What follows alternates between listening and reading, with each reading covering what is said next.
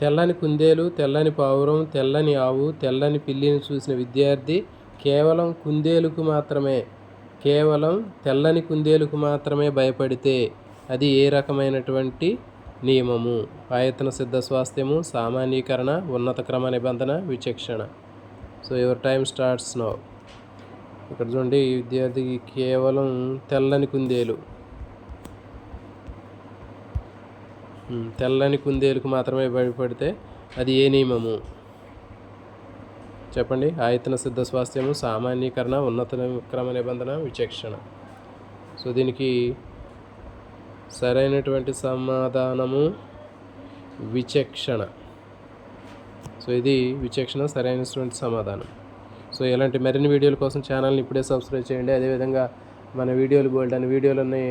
ఎలాంటి వీడియోస్ అన్నీ కూడా మీకు ఉపయోగపడే వీడియోస్ ఉన్నాయి. వీడియోని లైక్ చేయండి, షేర్ చేయండి, కామెంట్ చేయండి.